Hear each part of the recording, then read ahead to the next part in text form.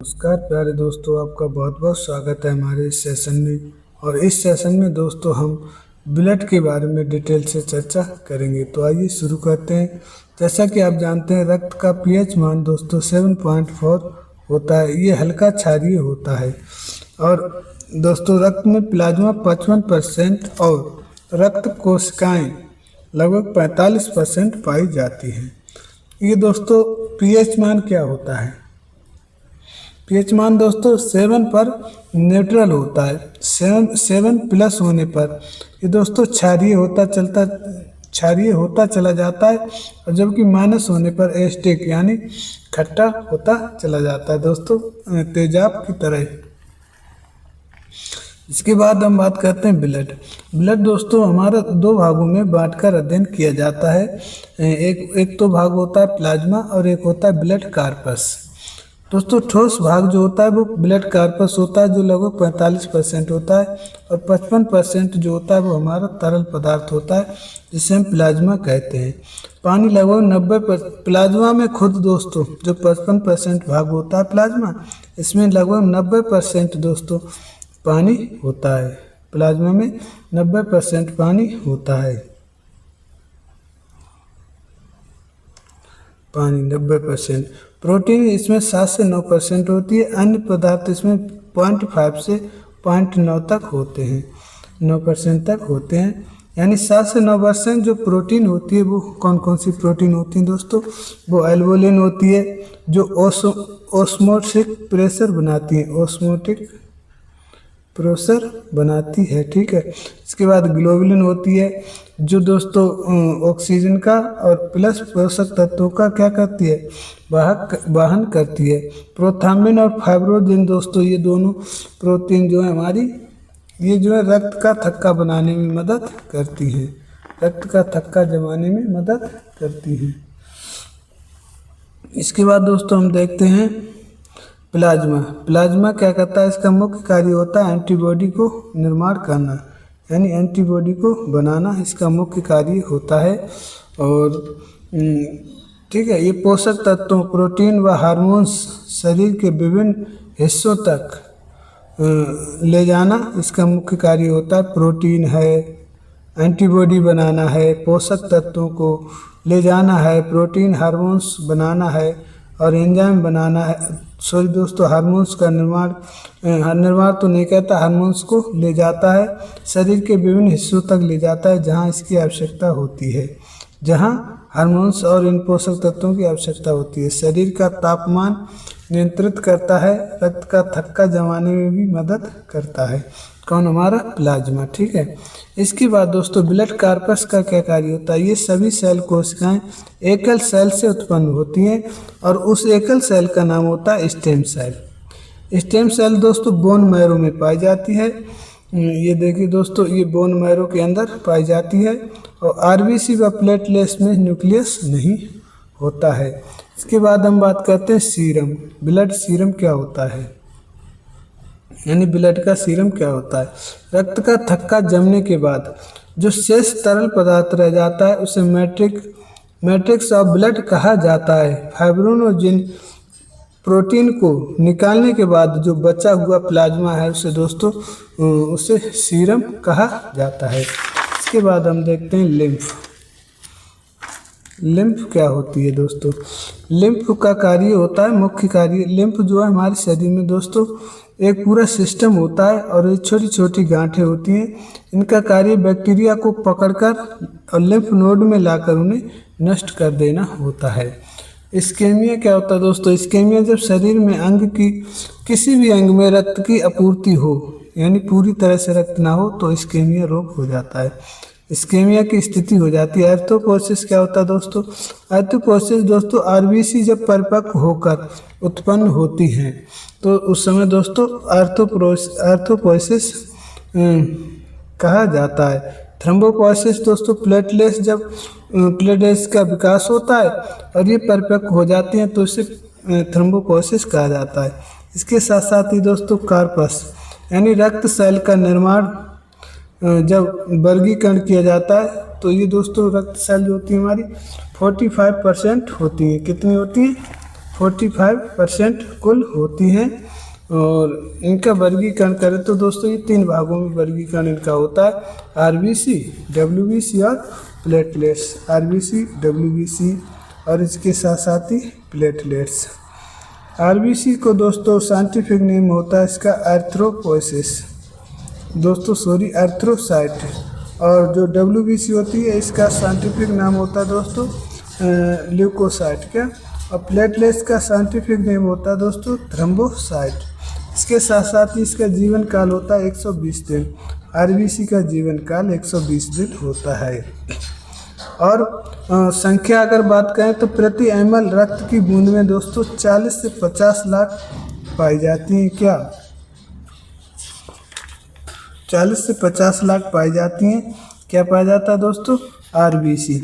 इनका निर्माण की बात करें दोस्तों, इनका निर्माण अस्थि मज्जा में होता है, स्टेम सेल में। कहाँ? स्टेम सेल में इनका निर्माण होता है।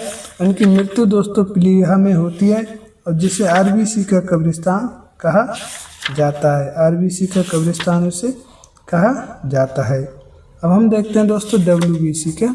डब्ल्यूबीसी का साइंटिफिक नेम होता है ल्यूकोसाइट। क्या होता है? ल्यूकोसाइट होता है। और 2 से 5 दिन इसका जीवन काल होता है। और 4 से 11,000 तक दोस्तों एग्जाम में पूछी गई, कई बार 6,000 से 4,000 से 9,000, कहीं दोस्तों 4,000 से 11,000 प्रति एमएल रक्त में होती हैं। अस्थि मज्जा में इनका क्या होता है? निर्माण होता है। लिम्फ में भी निर्माण होता है और प्लाज्मा में भी डब्ल्यूबीसी का निर्माण होता है। और इनकी मृत्यु जो है दोस्तों रक्त में ही हो जाती है।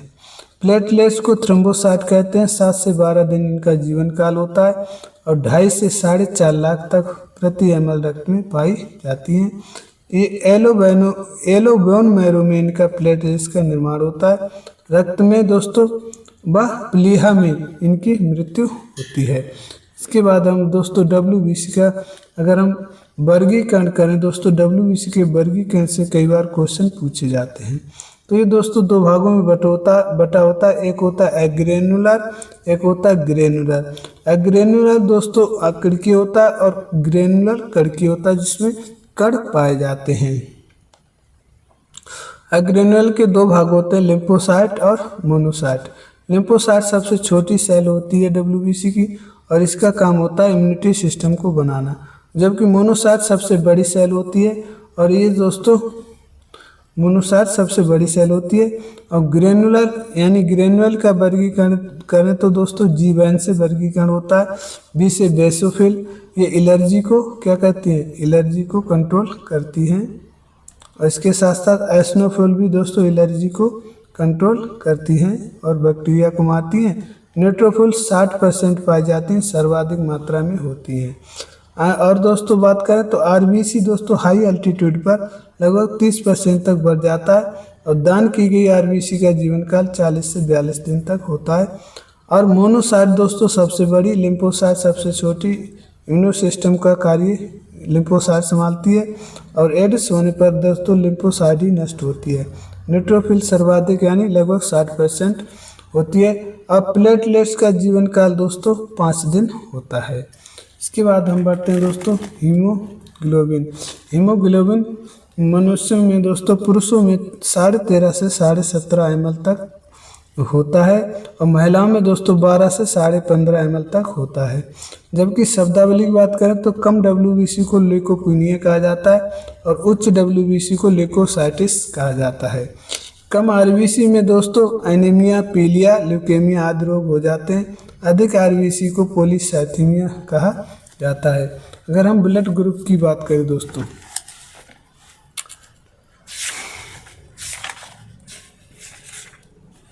तो ब्लड ग्रुप दोस्तों हमारे 4 प्रकार के होते हैं। ब्लड ग्रुप हमारे दोस्तों 4 प्रकार के होते हैं। ब्लड ग्रुप ए, और जो ब्लड ग्रुप होता है वही एंटीजन होता है। ए का ए, बी का बी, ए बी का ए बी, और ओ में दोस्तों कोई एंटीजन नहीं होता है। और एंटीबॉडी की बात करें तो ए का बी विपरीत होता है, एंटीबॉडी हमेशा विपरीत होता है। ए का बी का ए बी में कोई एंटीबॉडी नहीं पाया जाता है। ओ में दोस्तों ए और बी दोनों एंटीबॉडी पाए जाते हैं। अब हम बात करते हैं कि किससे ब्लड ले सकता है। ए वाला ए से ले सकता है, ओ से ले सकता है दोस्तों, और दे सकता है ए को, ए बी को और ओ को। बी वाला किसको ले सकता है दोस्तों, बी से ले सकता है, ओ से ले सकता है, जबकि दे सकता है ए बी और बी को। ए बी वाला दोस्तों सर्वग्राही होता है, सबसे ले सकता है, लेकिन दे सकता है ए बी और बी को और ए को। इसके बाद ओ वाला दोस्तों ये दोस्तों सिर्फ ओ से ले सकता है और ओ माइनस से ले सकता है, और ये सर्वदाता होता है। देने की बात आएगी तो ये सबको दे सकता है। इस प्रकार दोस्तों हमारा ब्लड ग्रुप चैप्टर ख़त्म होता है। इसके साथ साथ ही दोस्तों हम ब्लड ग्रुप से संबंधित कुछ टर्मोलॉजी के बारे में भी चर्चा कर लेते हैं। तो हीमोग्लोबिन क्या होता है दोस्तों, हीमोग्लोबिन क्या होता है दोस्तों, हीमोग्लोबिन एक प्रोटीन है जो आरबीसी में पाया जाता है, जो शरीर में ऑक्सीजन पहुंचाता है। हीमो का मतलब होता है आयरन और ग्लोबिन का मतलब होता है प्रोटीन। हीमोग्लोबिन रक्त को अपना लाल रंग देता है, और हीमोग्लोबिन की सामान्य सीमा दोस्तों 13.5 से 17.5 पुरुषों में होती है, और जबकि 12 से 15.5 तक महिलाओं में होती है। ठीक है दोस्तों, इसके बाद हम रोगों की बात कर ली हमने। ठीक है, प्लेटलेट्स के बढ़ने के कारण कौन से रोग हो जाते हैं। प्लेटलेट अगर बढ़ जाती दोस्तों तो बोन मैरो डिसऑर्डर हो जाता है, थ्रम्बोसाइटोसिस हो जाता है, इसके साथ साथ चिकनगुनिया हो जाता है। ठीक है, अब प्लाज्मा प्रोटीन दोस्तों एल्बुलिन, ग्लोबुलिन, फाइब्रिनोजिन और ये हमारे प्लाज्मा प्रोटीन होते हैं। इसके साथ साथ ही एल्बुलिन क्या करता है, एल्बुलिन दोस्तों ऑस्मोटिक प्रेशर बनाए रखता है, फैटी एसिड और स्टेरॉइड का परिवहन करता है। वही ग्लोबुलिन प्रोटीन दोस्तों हमारा जो प्लाज्मा में होता है, हमारे रक्त में प्रोटीन का समूह है, इम्यूनिटी सिस्टम द्वारा लीवर में बनता है, एंटीबॉडी के रूप में कार्य करता है ग्लोबुलिन। इसका फंक्शन होता है ब्लड क्लॉटिंग में भूमिका निभाता है, ग्लोबुलिन और फाइब्रिनोजिन। ठीक है, फाइब्रिनोजिन ब्लड प्लाज्मा प्रोटीन है जो कि लीवर में बनता है और सामान्य रक्त के थक्के के लिए जिम्मेदार होता है। सीरम क्या दोस्तों, फाइब्रिनोजिन के बिना रक्त जो प्लाज्मा होता है, रक्त के थक्के के बाद शेष पतला तरल पदार्थ, इसे मैट्रिक्स ऑफ ब्लड भी कहा जाता है। इस्केमिया क्या दोस्तों, इस्केमिया शरीर के किसी अंग को अपर्याप्त रक्त की आपूर्ति होना इस्केमिया कहलाता है। एर्थ्रोपोसिस क्या है, आरबीसी की उत्पत्ति और विकास की परिपक्वता एर्थ्रोपोसिस कहलाती है। लेकोपोसिस क्या है, डब्ल्यूबीसी की उत्पत्ति और विकास परिपक्वता की प्रक्रिया लेकोपोसिस होती है। थ्रोम्बोपोसिस क्या होती है, प्लेटलेट्स की उत्पत्ति, विकास एवं परिपक्वता हमारी थ्रोम्बोपोसिस कहलाता है। इसके बाद दोस्तों और भी टर्मोलॉजी के बारे में बात कर लेते हैं। हीमोलाइसिस, हीमोलाइसिस दोस्तों आरबीसी जब नष्ट होती है, ये जो मुख्य रूप से प्लीहा में नष्ट होती है, तो आरबीसी को प्लीहा को आरबीसी का कब्रगाह भी कहा जाता है, जिसे हम कहते हैं हीमोलाइसिस प्रक्रिया। ठीक है, अब हम देखते हैं हाइपोग्लाइसीमिया। हाइपोग्लाइसीमिया दोस्तों जब लो ब्लड शुगर हो जाए। ठीक है, अगली बात करते हैं नए जन्मे बच्चे में आरबीसी का उत्पादन दोस्तों बोन मैरो में होता है।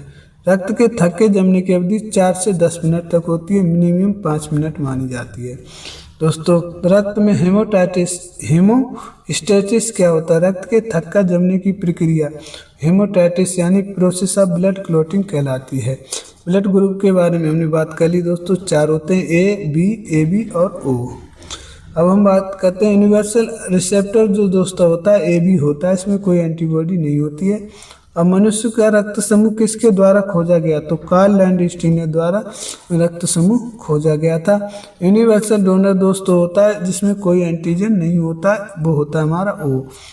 प्रक्रिया जिससे रक्त द्वारा कोशिका और प्लेटलेट्स बनते हैं हेमेटोपोइसिस कहा जाता है। डब्ल्यूबीसी का रंग दोस्तों कलरलेस होती है।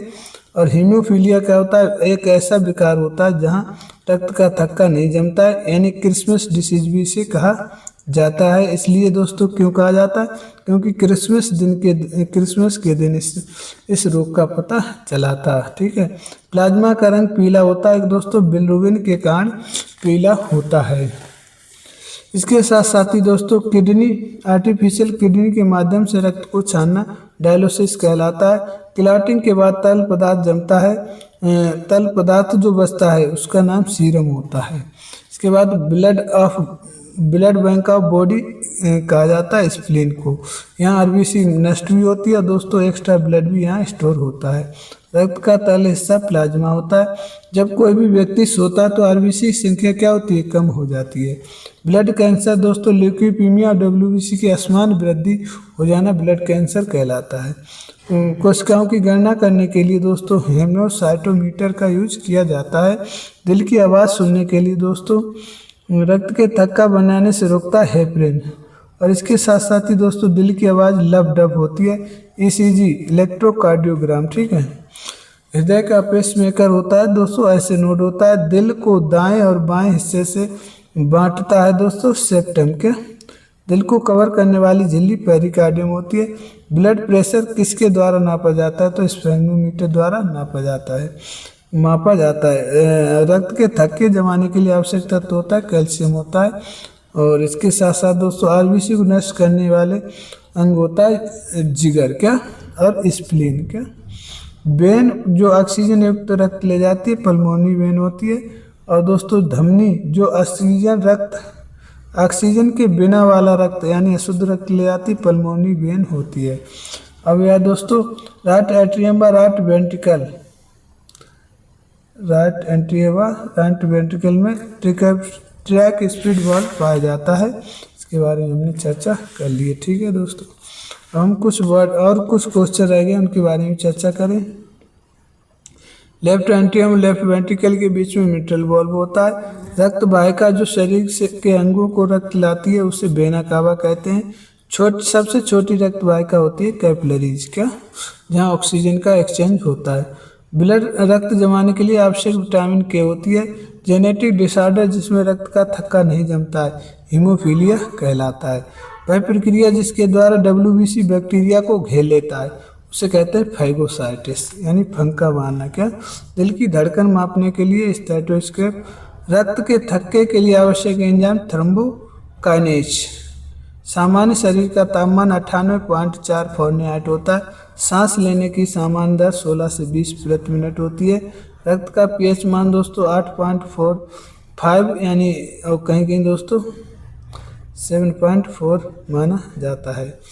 रक्त का लार का पीएच स्तर 7.2 होता है। मूत्र का पीएच 6 होता है। स्टोमक का पीएच स्तर 1.4 होता है। डब्ल्यूबीसी और आरबीसी के अनुपात की बात करें दोस्तों तो डब्ल्यूबीसी 1 तो वहाँ आरबीसी 600 होती है। और प्लेटलेट्स की इसी के साथ अनुपात देखें तो प्लेटलेट्स की संख्या 40 होगी, ठीक है। इस प्रकार दोस्तों हमने टर्मिनोलॉजी के बारे में बात कर ली। अब हम आगे बढ़ते हैं दोस्तों। अब हम बात करते हैं श्वसन तंत्र के बारे में। किसके बारे में, श्वसन तंत्र के बारे में चर्चा करते हैं दोस्तों।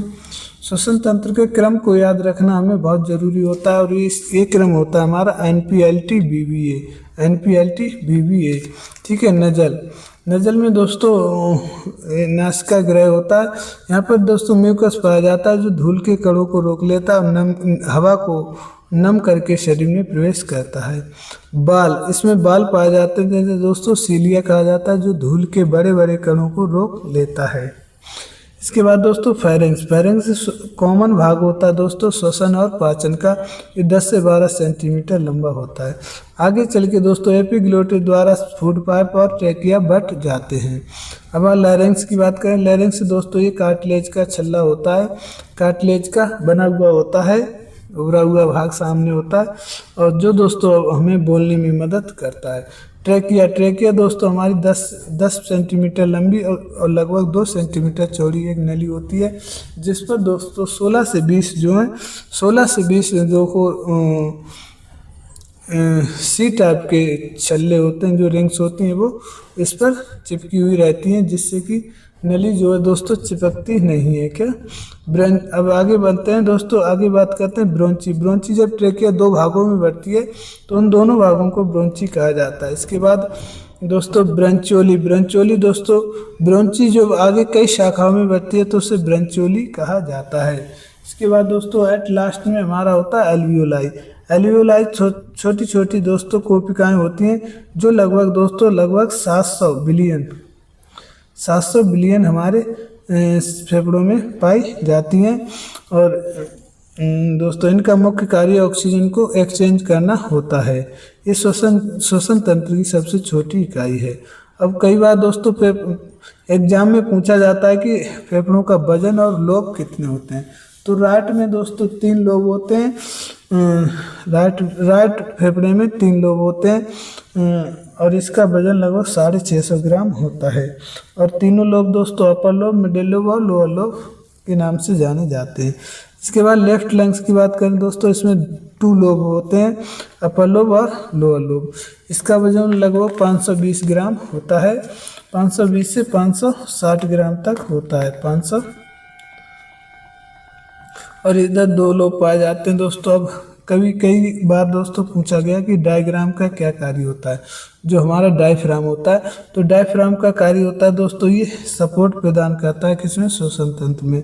जब हम श्वसन लेते हैं तो डायफ्राम का प्रेशर बढ़ता है और जब श्वसन छोड़ते हैं तो डायफ्राम का प्रेशर घटता है और फेफड़ों का प्रेशर बढ़ता है। ठीक है दोस्तों, आकार भी इसी तरह कार्य करता है। अब हम श्वसन तंत्र की थ्योरी को क्या करते हैं, पढ़ते हैं दोस्तों। श्वसन तंत्र क्या है? ये श्वसन तंत्र दोस्तों वह प्रक्रिया है जिसमें जीव अपनी शरीर की कोशिकाओं और पर्यावरण के बीच क्या करता है, गैसों का आदान प्रदान करता है। श्वसन तंत्र के प्रकार, श्वसन तंत्र 2 प्रकार का होता है दोस्तों, बाह्य श्वसन तंत्र और आंतरिक श्वसन तंत्र। बाह्य श्वसन तंत्र दोस्तों ये होता है हमारा फेफड़ों व रक्त के बीच गैसों का आदान प्रदान होता है। और आंतरिक श्वसन तंत्र रक्त व कोशिकाओं के बीच होता है, जब गैसों का आदान प्रदान कोशिका और रक्त के बीच होता है तब। अब हम बात करते हैं अंतःश्वसन। अंतःश्वसन में गैसें जो होती हैं दोस्तों, लेते समय हम नाइट्रोजन 78%, ऑक्सीजन 21%, जबकि कार्बन डाई लगभग 0.4% तक ग्रहण करते हैं। इसके बाद हम बात करते हैं सांस छोड़ते वक्त। सांस छोड़ते वक्त नाइट्रोजन 78%, ऑक्सीजन 16% और जबकि CO2 4.4% हम छोड़ते हैं दोस्तों। 4% ऑक्सीजन जब हम यूज करते हैं तो वो कार्बन डाइऑक्साइड में बदल जाती है। श्वसन के अंग व उनके कार्यों की बात करें तो हम बात करते हैं नजल कैविटी। नजल कैविटी ये दाएं व बाएं भाग में दोस्तों बांटती है किसको, नोज को। और ये फेफड़ों में प्रवेश करने के लिए धूल के कणों को हटाता है और शुष्क वायु को नम करके अंदर भेजता है। ये गंध लेने के लिए भी जिम्मेदार होता है। क्या दोस्तों, नजल कैविटी। हम बात करते हैं फायरिंग्स की। फायरिंग्स को दोस्तों ग्रेसनी भी कहा जाए। 10 से 12 सेंटीमीटर लंबी माउथ कैविटी होती है और लैरिंक्स के पीछे श्वसन का कॉमन भाग, श्वसन और पाचन का कॉमन भाग होता है दोस्तों, जिसे हम वायु व भोजन दोनों का स्थान होता है, इसे कॉमन भाग होता है, इसे कहते हैं फायरिंग्स का। फायरिंग्स हम बात करते हैं दोस्तों फायरिंग्स के कितने भाग हो। फायरिंग्स के 3 भाग होते हैं, नेजोफायरिंग्स, ओरंगोफायरिंग्स और लैरिंगोफायरिंग्स। अब हम बात करते हैं लैरिंग्स। लैरिंग्स को एडम सैंपल के नाम से भी जाना जाता है दोस्तों।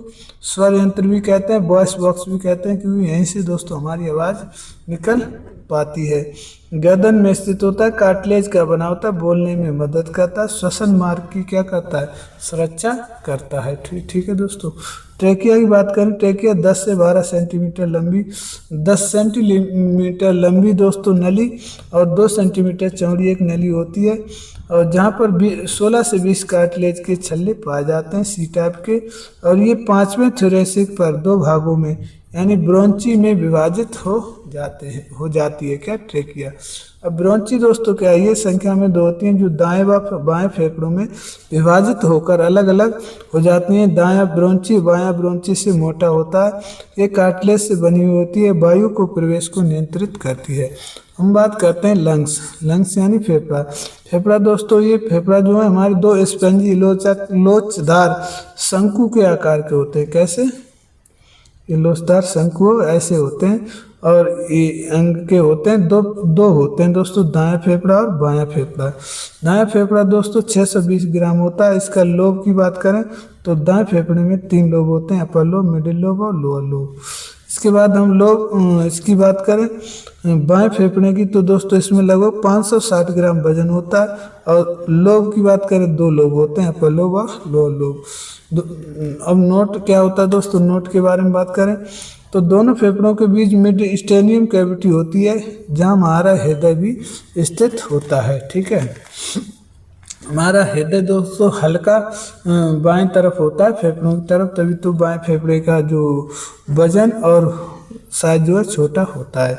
एल्वियोलाई की बात करें दोस्तों, श्वसन प्रणाली की कार्यात्मक इकाई होती है जिसमें दोस्तों जिसके माध्यम से ऑक्सीजन को शरीर की रक्त कोशिकाओं में ले जाया जाता है। इसके बाद बात करते हैं एयर सैक। एयर सैक्स दोस्तों ये प्रत्येक ब्रोंची की आंतरिक इकाई है। कुल 700 मिलियन एल्वियोलाई पाई जाती हैं जो वायु में क्या करती हैं, प्रवेश को नियंत्रित करती हैं, फेफड़ों व रक्त के बीच श्वसन में मदद करती हैं। फुफ्फुस यानी प्लूरा सेरस झिल्ली, प्लूरा जो होता है सेरस झिल्ली है दोस्तों, ये फेफड़ों को कवर करती है। ठीक है, सेरस नामक पदार्थ भरा रहता है प्लूरा में, ठीक है, ढकती है और बीच के गैप को मिडस्टेनियम गैप कहते हैं। शब्दावली की बात करें दोस्तों तो श्वसन दर लगभग 12 से 16 के बीच प्रति मिनट सामान्य श्वसन दर होती है दोस्तों 12 से 16, जबकि एथलीट में 8 से 12 होती है, उसकी कम हो जाती है। टाइडल वॉल्यूम ये व्यक्ति द्वारा अंतर श्वसन में सामान्य मात्रा में ली और सामान्य मात्रा में छोड़ी गई वायु की मात्रा जो लगभग टाइडल वॉल्यूम बराबर 500 ml होता है। उम्मीद करते हैं आपको समझ में आ रहा होगा। सिर्फ रिवीजिंग करवानी दोस्तों, इसलिए थोड़ा फास्ट चलना पड़ता है। रेजिडुअल वॉल्यूम दोस्तों ये पूरे बल के साथ बाह्य श्वसन के पश्चात, पूरे बल के साथ आप बाह्य श्वसन कर लें, उसके पश्चात दोस्तों फेफड़ों की ट्रेकिया में रह जाती है, उससे शेष रह गई वायु को कहते हैं रेजिडुअल वॉल्यूम, जो लगभग 1200 ml होती है। IRV इंस्पायरिंग रिजर्व वॉल्यूम दोस्तों ये फेफड़ों की वह क्षमता है जो सामान्य श्वसन के बाद हम पूरी ताकत से ग्रहण करते हैं। इंस्पायरी रिजर्व वॉल्यूम सामान्य श्वसन ले लिया हमने, इसके बाद पूरी ताकत से अंदर को प्रवेश कराएंगे तो दोस्तों ये हो गई हमारी इंस्पायरी रिजर्व वॉल्यूम जो लगभग 3200 ml होती है। ठीक है दोस्तों, रेजिडुअल 1200, टाइडल वॉल्यूम 500 और IRV 3200। ERV कितनी होती है? ERV दोस्तों एक एक्सपायरी रिजर्व वॉल्यूम सामान्य बाह्य श्वसन के बाद अधिकतम ताकत से जब आप छोड़ेंगे तो इसको कहते हैं एक्सपायरी रिजर्व वॉल्यूम। ठीक है, ये दोस्तों होती है हमारी लगभग 1200 ml।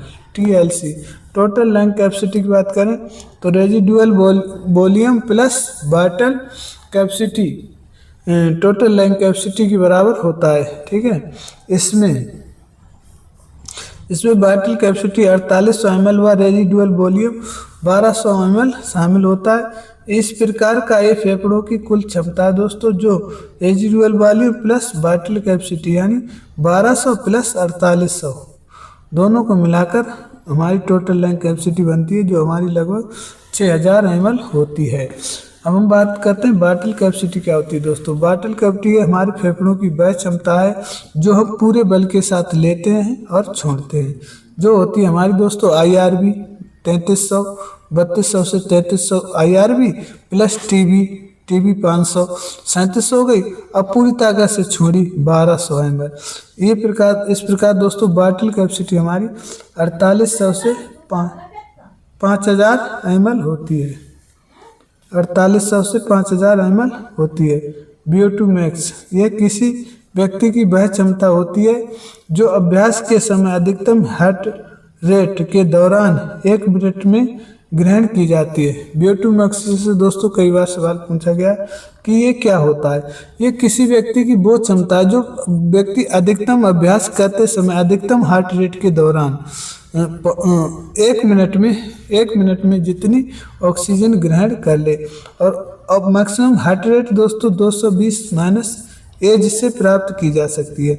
यानी दोस्तों वो किसी भी उम्र का व्यक्ति हो, एथलीट हो, 220 में से जब एज घटा देंगे तो उसकी अधिकतम हार्ट रेट कितनी हो सकती है, इससे हम प्राप्त कर सकते हैं। हम बात करते हैं सेकेंड पॉइंट। तो ये प्राणवायु ऐसी स्थिति में उत्पन्न होती है जब हम लंबी व्यायाम के दौरान शुरुआती थकान, उल्टी, चक्कर महसूस करते हैं, तो ये सेकेंड पॉइंट की स्थिति उत्पन्न होती है दोस्तों। अगर इसके बाद भी जो हमारा व्यायाम जारी किया जाता है तो ये दोस्तों ये स्थिति धीरे धीरे खत्म होने लगती है और फिर जो हमारे अंदर जो ये परिवर्तन हुए दोस्तों वो सामान्य हो जाते हैं। ऑक्सीजन डेप्ट, ये दोस्तों एबी हिल द्वारा 1922 में दिया गया था। इसको कहते हैं इपॉक सिस्टम। इपॉक सिस्टम क्या होता है दोस्तों? ये होता है किसी व्यक्ति द्वारा अभ्यास के समय ली अधिकतम वायु व सामान्य अवस्था में ली वायु के बीच का अंतर है। अब ऑक्सीजन डेप्ट का मतलब ये होता है दोस्तों उधार ली गई वायु। अब सामान्य मात्रा में आप ले रहे हैं 500 ml और ऑक्सीजन के दौरान तो दोस्तों एक्सरसाइज के दौरान आपने 1 मिनट में ले ली कम से कम दोस्तों 7000 ml यानी 7 लीटर। तो ये दोस्तों जो हमने उधार लिया है ये वायु कहाँ से ली है दोस्तों? ये हमारे शरीर के सभी सेल्स से हम उधार ले लेते हैं और जिसकी पूर्ति हम रिकवरी के दौरान करते हैं, ऐसे समझ लीजिए दोस्तों। तो ली गई वायु के बीच का अंतर है जो अभ्यास के बाद रिकवरी प्राप्त करने के लिए हम व्यक्ति कार्य के दौरान, ठीक है, रिकवरी प्राप्त करने के लिए व्यक्ति कार्य के दौरान खर्च की गई अधिकतम वायु की पूर्ति करता है। जैसे अगर हम बात करें तो सामान्य अवस्था में हम दोस्तों क्या करते हैं 4800 से काम चलाते हैं और अभ्यास के दौरान हमने ले ली 7000 ml। तो हमने O2 डेप्ट किया है दोस्तों, वो हमारी हो गई लगभग 2200, ठीक है। अधिकतम हार्ट रेट दोस्तों 220 में से एज को माइनस करने पर अधिकतम हार्ट रेट को प्राप्त किया जा सकता है। इसके बाद दोस्तों हम पहुँचते हैं ग्लैंड सिस्टम पे। क्या ग्लैंडुलर सिस्टम पे, ग्लैंडुलर सिस्टम में पहुँचते हैं दोस्तों। इससे पहले हम देख लेते हैं कोई स्या हमारा छूटा तो नहीं है, कोई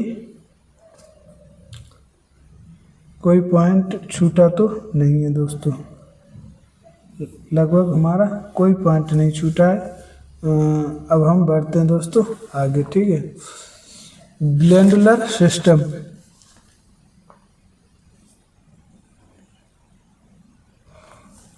थोड़ा सा बचा दोस्तों, उसकी रिवीजन कर लेते हैं, ठीक है। लो पार्शियल प्रेशर ऑफ ऑक्सीजन क्या होता है? ये हाइपोक्सिक स्थिति है दोस्तों। रक्त में ऑक्सीजन का निम्न स्तर हाइपोक्सीमा कहलाता है और ऊतक में ऑक्सीजन का निम्न स्तर हाइपोक्सिया कहलाता है। इसके बाद श्वसन का नियंत्रण केंद्र होता है मेडुला ओब्लांगेटा। श्वसन की मांसपेशियां इंटरकोस्टल मसल और डायफ्राम होती हैं। इसके साथ साथ ही श्वास की दर 40 से 45 दोस्तों नवजात बच्चे में होती है, जबकि यही 16 से 20 जो होती है वयस्क में होती है। मानव फेफड़े प्रति घंटे कार्बन डाइऑक्साइड को खत्म करते हैं लगभग 18 लीटर। खाने पीने की चीज़ों को सांस में नली में जाने से रोकता है एपिग्लोटिस ढक्कन।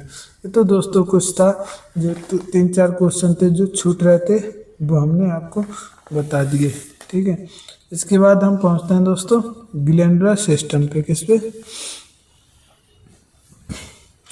तो ग्लैंडुलर सिस्टम दोस्तों ग्रंथि एक ऐसा अंगतंत्र है जो पदार्थ का उत्पादन करती है और एंजाइम व हार्मोन्स जारी करती है जो शरीर के होम्योस्टैटिक सिस्टम को बनाए रखता है और वृद्धि करता है। इसके बाद हम चलते हैं दोस्तों ग्रंथि तंत्र कितने प्रकार का होता है? तो ग्रंथि तंत्र हमारा 3 प्रकार का होता है, एंडोक्राइन, एक्सोक्राइन और मिक्स्ड ग्लैंड। ये नलिका विहीन होती है दोस्तों। एंडोक्राइन की चर्चा करें तो ये नलिका विहीन होती है और ये हार्मोन्स का निस्तारण करती है, हार्मोन्स का सिक्रेशन करती है जो रक्त में मिलकर विभिन्न कार्यों को नियंत्रित करता है।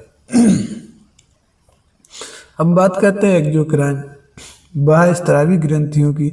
तो बाह्य स्रावी का मतलब ये दोस्त है कि बनने के बाद बाहर सिक्रेशन करे, तो बाहर सिक्रेशन करे यानी नलिका, इसमें नली की आवश्यकता होगी दोस्तों, तो यहाँ नलिका पाई जाती है।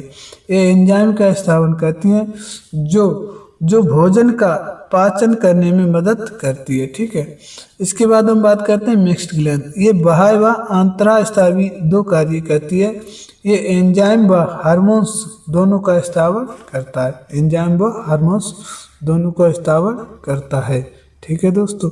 इसके बाद हम बात करते हैं बाह्य स्रावी ग्रंथि। बाह्य स्रावी ग्रंथि दोस्तों ये 1.5 kg की होती है। केमिकल फैक्ट्री भी इसे कहा जाता है।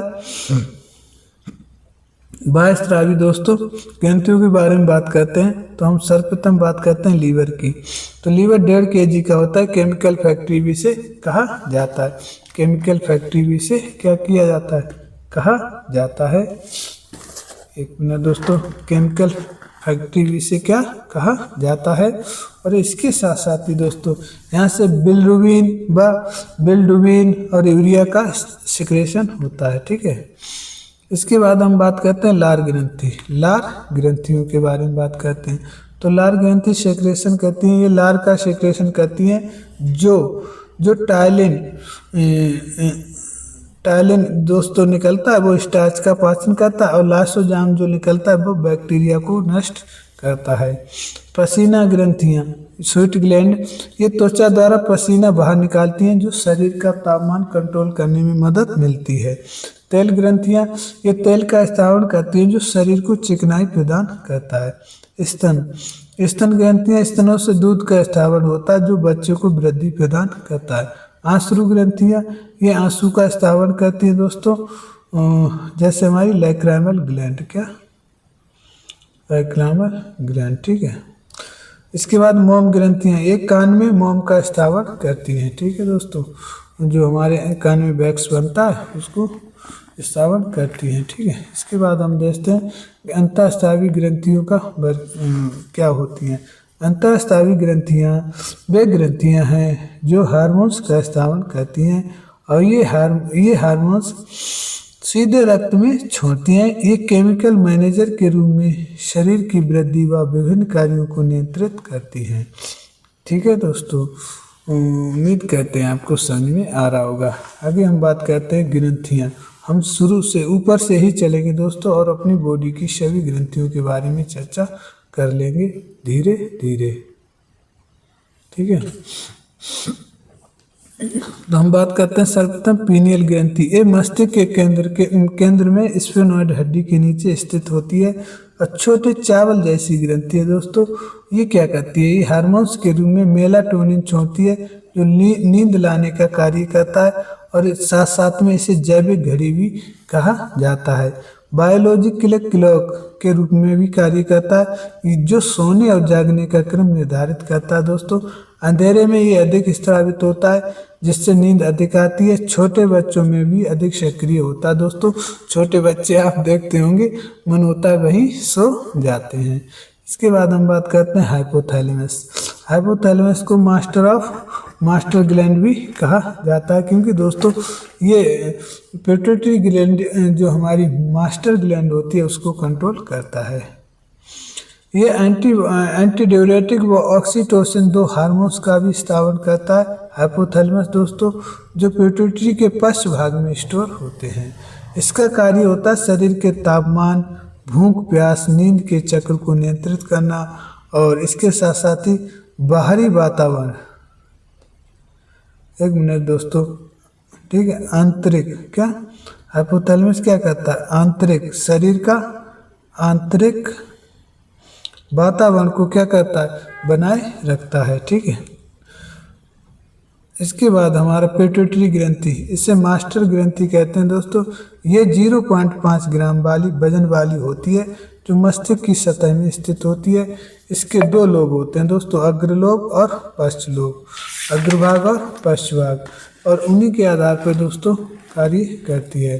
तो हम बात करते हैं दोस्तों जो अग्रभाग में होते हैं, पश्च भाग में होते हैं, उनके जो पिट्यूटरी ग्लैंड सेक्रेशन करती है, उन हार्मोन्स के बारे में चर्चा करें।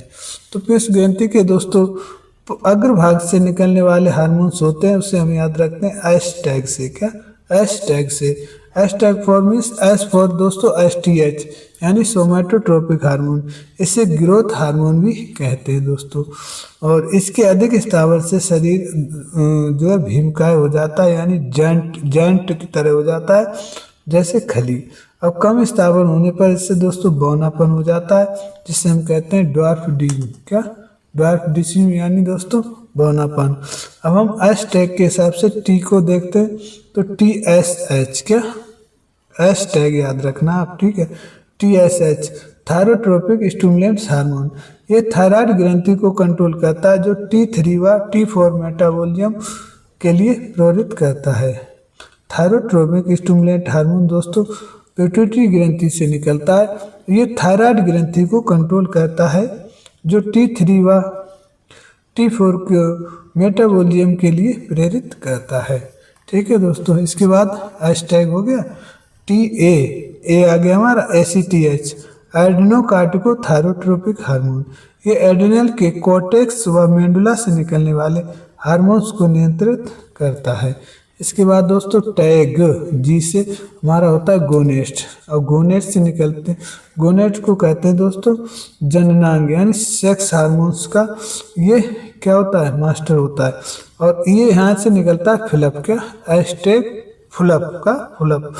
FSH फोलिक स्टिमुलेंट्स हार्मोन, ये हार्मोन्स दोस्तों फीमेल में एस्ट्रोजन और एस्ट्रोजन के रूप में निकलते हैं और निर्माण करता है, और इसके साथ में दोस्तों मेल में टेस्टोस्टेरोन और एंड्रोजन का निर्माण करता है। कौन सा फोलिक स्टिमुलेंट, ये क्या करता है इस शरीर में स्टिमुलेंट्स को उत्तेजना को बढ़ाता है, महिलाओं में और पुरुषों में एक दूसरे की तरफ आकर्षित करता है, जननांगों की वृद्धि करना इसका मुख्य कार्य होता है। इसके बाद दोस्तों फिलप दूसरा होता है LH, इसे लुटेनिक हार्मोन कहते हैं, इस सेक्स हार्मोन का स्थापन करता है दोस्तों, इस सेक्स की तरफ क्या करता है महिलाओं पुरुषों को एक दूसरे की तरफ आकर्षित करता है।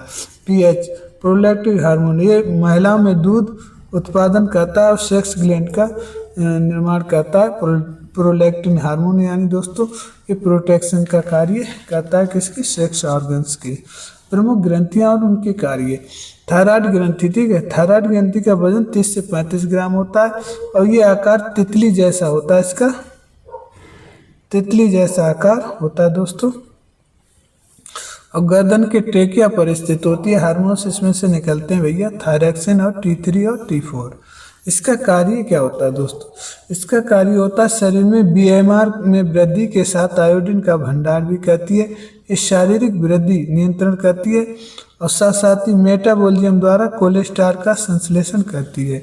और इसकी कमी से रोग कौन से होते हैं दोस्तों, इसकी कमी से रोग होते हैं TCMHI यानी ये तो हमारा थायरॉक्सिन हो गया, अब C से हो गया क्रिटिनिज्म मानसिक कमजोरी, M से हो गया मिक्सोडेमा शारीरिक विकास व कमी, H से हाशिमोटो रोग भी होता है, और I से दोस्तों हो गया आयोडीन, आयोडीन की कमी से होता है घेंगा रोग। थायराइड का आकार बढ़ जाता है आयोडीन की कमी से। इसके बाद हम बात करते हैं पैराथायराइड, पैराथायराइड से निकलता है पैराथार्मोन, पैराथार्मोन हार्मोन्स जो कैल्सिटोनिन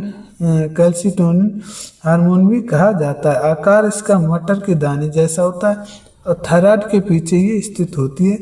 थायराइड के कार्य क्या होते हैं दोस्तों, एक मिनट दोस्तों, पैराथायराइड के कार्य, ये रक्त में कैल्शियम का स्तर नियंत्रण करता है, हड्डियों से कैल्शियम लाकर रक्त प्रवाह में शामिल करता है। ठीक है दोस्तों, अगर क्या हो रोग क्या हो जाता है जब कम निकलता है पैराथायराइड, पैराथार्मोन कम निकलता है तो हाइपर कैल्सीमिया हो जाता है, जिससे टिटेनी रोग हो जाता है। अधिक निकलने पर हड्डियों की ताकत कम हो जाती है, गठिया रोग हो जाता है। ठीक है, अब हम बात करते हैं थाइमस, थाइमस से निकलता है थाइमोसिन और स्थान होता है स्टर्नम के पीछे, फेफड़ों के बीच 14 से 15 साल में अधिक सक्रिय रहती है, बाद में ये धीरे धीरे सिकुड़ने लगती है। कार्य इसका होता है टी सेल एंटीबॉडी के विकास में सहायक, इम्यूनिटी सिस्टम को बढ़ाना और रोग शरीर इसकी कमी से शरीर का अधूरा विकास होता है। थाइमोसिन की कमी से शरीर का अधूरा विकास होता है दोस्तों। इसके बाद हमारा एट लास्ट में सबसे नीचे पाई जाती है एड्रिनल ग्रंथि, स्थान एड्रिनल ग्रंथि जो हमारी किडनी होती है उसके ऊपर एक टोपी की तरह होती है। संख्या में कुल 2 होती हैं क्योंकि 2 ही हमारी किडनी होती हैं। ऊपरी भाग दोस्तों कॉर्टेक्स होता है और निचला भाग होता है मेंडुला, क्या मेंडुला। अगर हम पहले ऊपरी भाग के बारे में बात करें तो यहाँ से निकलते हैं 3 हार्मोन्स, ग्लोमेरुलस और फैसिकुलस और रेक्टिकुलस, ग्लोमेरुलर फैसिकुलस और रेक्टिकुलस। तो हम देखते हैं ग्लोमेरुलस जो होता है वो ग्लूकोकार्टिकोस्टेरॉइड भी इसे कहते हैं। ये ग्लूकोज व ग्लाइकोजन संश्लेषण में क्या करता है, वृद्धि करता है। कार्बोहाइड्रेट प्रोटीन वसा का चयापचय करने में मदद करता है। आरबीसी की मात्रा बढ़ा देता है। डब्ल्यूबीसी को भी नियंत्रण करता है। ये दोस्तों सबसे ज़्यादा कार्य करता है जब फाइट और फ्लाइट की स्थिति उत्पन्न होती है तब। इसके बाद हम देखते हैं फैसिकुलर दोस्तों ये मिनरलोकॉर्टिको हार्मोन निकालता है और ये नमक व पानी का संतुलन बनाए रखता है। ये रेक्टिकुलर है दोस्तों। रेक्टिकुलर भाग से गोनेड्स हार्मोन निकलते हैं, सेक्स हार्मोन्स पर कार्य करता है और ये चेहरा, बाल, मसल, हड्डी और यौन के विकास में सहायक होता है। पुरुषों में एंड्रोजन व टेस्टोस्टेरोन का निर्माण करता है, महिलाओं में एस्ट्रोजन व प्रोजेस्टेरोन का निर्माण होता है। हम बात करते हैं मेंडुला से दोस्तों एड्रेनलिन हार्मोन निकलता है। एड्रेनलाइन हार्मोन निकलता है जिसे एपिनेफ्रिन भी कहा जाता है।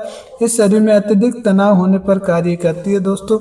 जैसे आप स्ट्रेस में हो क्या या कार्डियक आउटपुट बढ़ाना इसका मुख्य कार्य होता है। कार्डियक आउटपुट बढ़ाना रक्त में ग्लूकोज की मात्रा को बढ़ा देगा दोस्तों, और स्ट्रेस या डर के समय ये कार्य करता है। इसको इमरजेंसी हार्मोन्स भी कहते हैं। ये 3F फियर, फाइट और फ्लाइट इसके रूप में कार्य करता है। लड़ो उड़ो हार्मोन भी इसे कहा जाता है दोस्तों। एपिनेफ्रिन है एड्रेनलिन को। नॉर एड्रेनलिन या नॉर एपिनेफ्रिन क्या करता है दोस्तों, ये हार्ट रेट को बढ़ा देता है। ये दोनों मिलकर कार्य करते हैं इमरजेंसी में, ठीक है। हार्ट रेट को बढ़ा देता है, वसा को तोड़कर शरीर को अधिक ऊर्जा उत्पन्न कर देता है, और ये रक्त शर्करा भी बढ़ा देता है। ये 4S कार्य करता है, सेक्स पर, सॉल्ट पर और शुगर पर और स्ट्रेस होने पर ये कार्य करता है। उम्मीद करते हैं आपको समझ में आ रहा होगा। हम बात करते हैं लीवर की। लीवर को दोस्तों केमिकल फैक्ट्री भी कहते हैं। यहाँ से बाइल जूस का निर्माण होता है, सिक्रेशन होता है दोस्तों, जो हमारी वसा को पचाने में मदद करता है। इसे केमिकल फैक्ट्री कहते हैं। इसका वजन 1.5 kg होता है। हार्मोन्स के रूप में दोस्तों IGF-1 यानी insulin like growth factor 1 hormone निकालता है, जो वृद्धि के लिए जिम्मेदार होता है। इसके बाद फाइब्रोनोजिन और प्रोथाम्बिन ये भी दोस्तों प्रोटीन है, दोनों यहीं से निकलते हैं और ये रक्त का थक्का जमाने में मदद करते हैं। रक्त का थक्का जमाने में मदद करते हैं। हेपरिन भी दोस्तों लीवर से निकलता है, जो शरीर में रक्त को जमने से रोकता है, इसलिए इसे एंटीकोगुलेंट हार्मोन्स भी कहते हैं। यूरिया और बिलिरुबिन का सिक्रेशन लीवर से ही होता है। आइए दोस्तों अब हम पाचन तंत्र यानी डाइजेस्टिव सिस्टम के बारे में चर्चा करते हैं। डाइजेस्टिव सिस्टम के बारे में अगर हम चर्चा करें दोस्तों, तो मुंह में हम सहायक अंगों की बात करें तो मुंह में लार ग्रंथि हैं, दांत हैं, जीभ हैं, ये हमारे मुंह में सहायक अंग हैं। इसके बाद फायरेंक्स कॉमन भाग होता है, एपिग्लोटिस ढक्कन होता है, और एसोफेगस यानी फूड पाइप दोस्तों यहाँ क्रमांकुचन गति होती है, इसके द्वारा भोजन नीचे पहुँचता है। ये ट्रेकिया ये श्वसन तंत्र का भाग है दोस्तों। यहाँ हम भोजन तंत्र यानी फूड पाइप की बात कर रहे हैं। इसके बाद आहार नाल होती है दोस्तों, मुंह से लेकर और रेक्टम तक, वो लगभग 30 फीट यानी 10 मीटर की होती है। इसके बाद हम बात करते हैं पेट में दोस्तों 4 भाग होते हैं इसके, कार्डियक ओरिफाई, फंडस, बॉडी और पाइलोरिक ओरिफाई, ठीक है दोस्तों। इसके बाद इसके कार्यों के बारे में आगे डिटेल से चर्चा करेंगे। लीवर दोस्तों, लीवर से पाचक के रूप में गॉल ब्लैडर से बाइल जूस निकलता है, 70 ml होता है जो। इसके बाद दोस्तों पैनक्रियाज होती है, पैनक्रियाज से आइलेटी नामक एंजाइम निकलते हैं, जो क्रमशः वसा, कार्बोहाइड्रेट और प्रोटीन पर कार्य करते हैं, ठीक है दोस्तों। ये हमारी छोटी आंत हो गई। छोटी आंत की लंबाई दोस्तों लगभग 7.5 मीटर होती है, और इससे दोस्तों इसके पार्ट होते हैं DJI, डेडुनम 5%, जेजुनम 40%, इलियम 55% तक होता है। यहाँ दोस्तों वसा और प्रोटीन का पूर्ण पाचन होता है, कार्बोहाइड्रेट का भी पाचन होता है।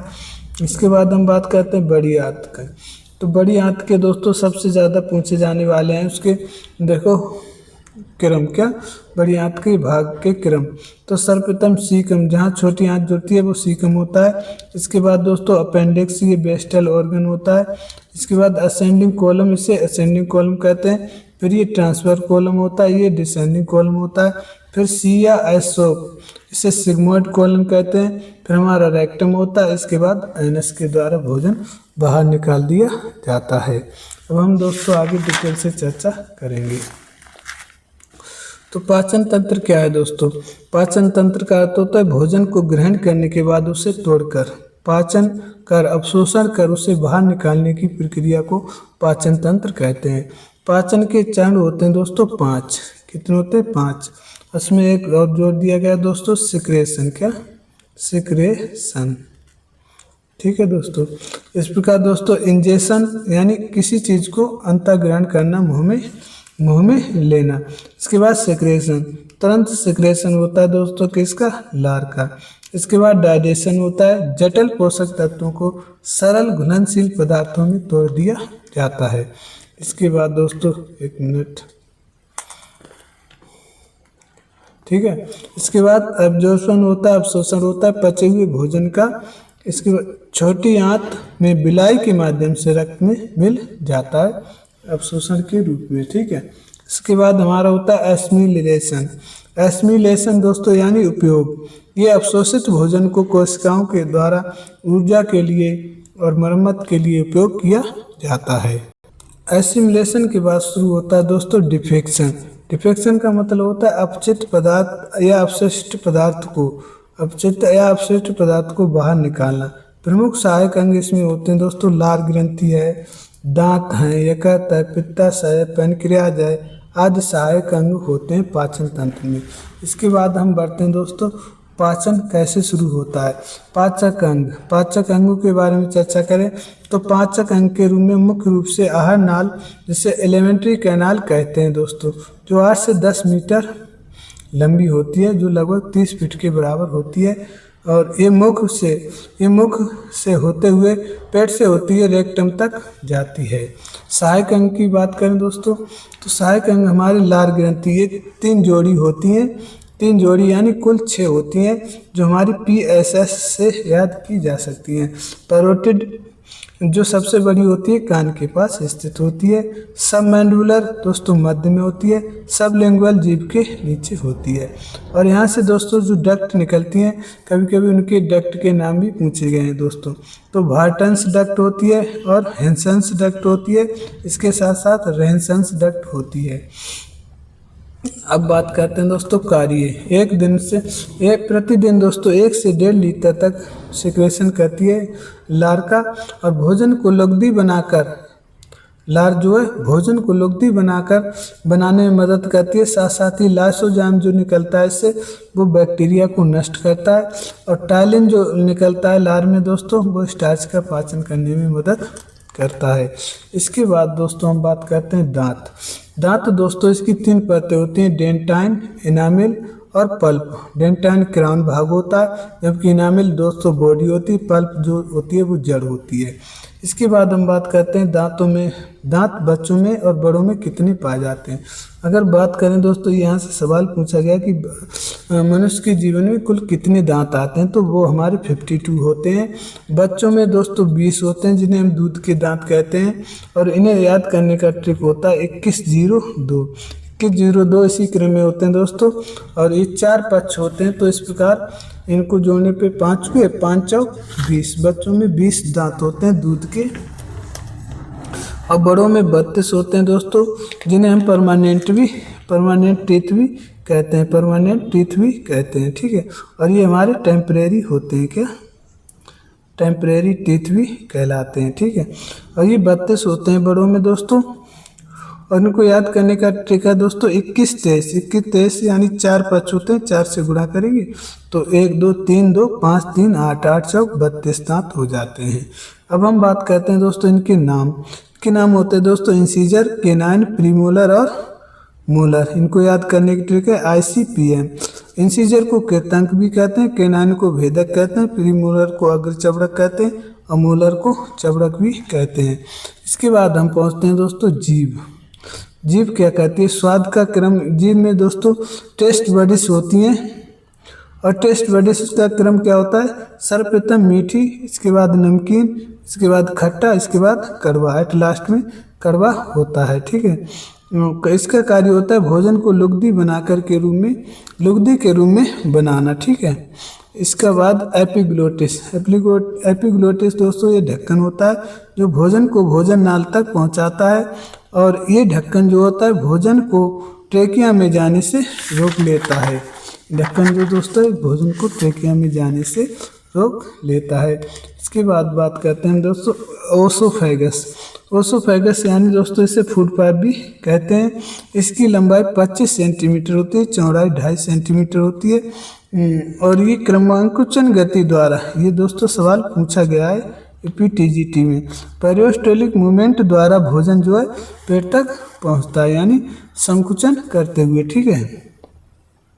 स्टोमक, पेट क्या होता है? पेट में भोजन दोस्तों 3 से 4 घंटे तक रुकता है, और प्रोटीन व वसा का पाचन यहाँ से शुरू हो जाता है, लेकिन पेट में कार्बोहाइड्रेट का पाचन नहीं होता है। पेट के एंजाइम दोस्तों बात करें तो इन्हें याद रखेंगे HPRL, ठीक है, HRLP ऐसे याद रख सकते हैं आप। HCl ये भोजन को बैक्टीरिया में मारकर भोजन के बैक्टीरियों को मारकर एंजाइम को एक्टिव करने का कार्य करता है HCl। ठीक है। रेनिन दोस्तों, रेनिन दूध के कैसिन को पचाकर कैसिनोजिन में बदलता है। लाइपेज ये वसा को पाचन करता है। पेप्सिन दोस्तों प्रोटीन के पेप्टोन को पेप्सिनोजिन में बदल देता है। इसके बाद हम बात करते हैं पेट के मुख्य भाग कौन कौन से होते हैं। पेट के दोस्तों मुख्य 4 भाग होते हैं, जिससे आप याद रख सकते हैं CFBP से याद रख सकते हैं। वैसे दोस्तों हम आपको बता दें ऊपरी भाग जो होता है कार्डियक ओरिफाई होता है, यहाँ पे एक बल्ब होता है दोस्तों जो भोजन को प्रवेश करने के बाद उसे बाहर जाने से रोकता है। इसके बाद दोस्तों ये हमारा फंडस होता है। फंडस से ऊपरी भाग होता है जो एंजाइम का निर्माण करता है। ये हमारी बॉडी होती है जहाँ सभी एंजाइम मिलते हैं। भोजन यहाँ 3 से 4 घंटे तक यहीं रुकता है। क्या? यहीं रुकता है। ठीक है। इसके बाद हम पाइलोरिक ओरिफाइस दोस्तों जो एग्जिट गेट होता है, इसे एग्जिट गेट भी कहते हैं, पेट का निकास द्वार भी कहते हैं। यहाँ से दोस्तों यहाँ पे बल्ब लगा होता है जो भोजन को छोटी आंत में ढकेलता है और वापस आने से रोकता है। पेट की परतों की बारे में बात करें दोस्तों तो सबसे बाहरी हमारी सिरोसा होती है, इसके बाद म्यूकोसा होती है, फिर सब म्यूकोसा होती है, फिर मस्कुलर कोट होती है जो अंदरूनी झिल्ली होती है, और इसकी झिल्ली दोस्तों होती है जो बाहरी झिल्ली होती है उसे हम पेरिटोनियम नाम से जानते हैं। पेट और पेरिटोनियम। ठीक है। इसके बाद आगे बढ़ते हैं दोस्तों लीवर। क्या? लीवर भोजन बोलस व मुंह में व पेट में छोटी आंत में दोस्तों कायम के नाम से जाना जाता है। बोलस के नाम से मुंह में और पेट में जाना जाता है। लीवर दोस्तों ये बाइल जूस का स्थापन करता है जो पित्ताशय में 70 ml तक जमा हो जाता है। ये भोजन को ये भोजन में मिलकर वसा का पाचन करना इसका मुख्य कार्य होता है। ठीक है। क्षारीय बनाना, और बिल्डुबिन जो मल को पीला करता है, यही वो कहाँ से निकलते हैं? वो दोस्तों लीवर से ही निकलते हैं। इसके बाद हम बात करते हैं पैनक्रियाज। ये पाचक के रूप में दोस्तों 3 एंजाइम छोड़ती है।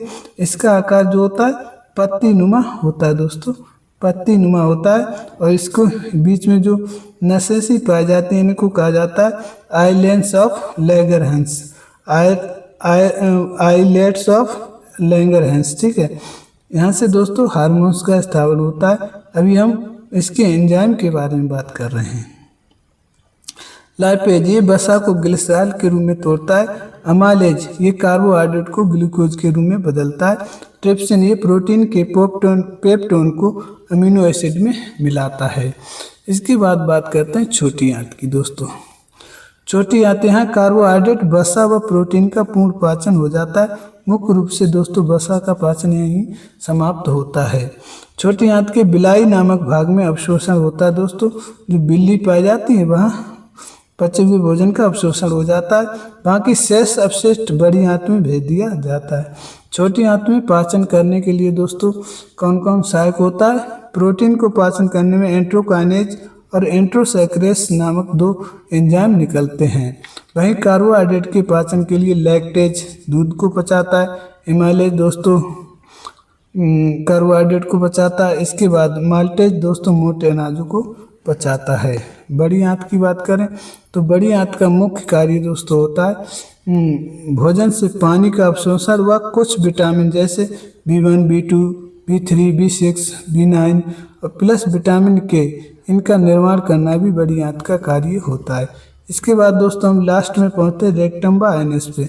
रेक्टम वेस्ट मटेरियल को स्टोर करता है, जब अधिक हो जाता है तो एनएस के माध्यम से बाहर निकाल दिया जाता है। इस प्रकार दोस्तों हमारा डाइजेस्टिव सिस्टम पूरी तरह से कंप्लीट होता है। उम्मीद करते हैं आपको ये सेशन अच्छा लगा होगा।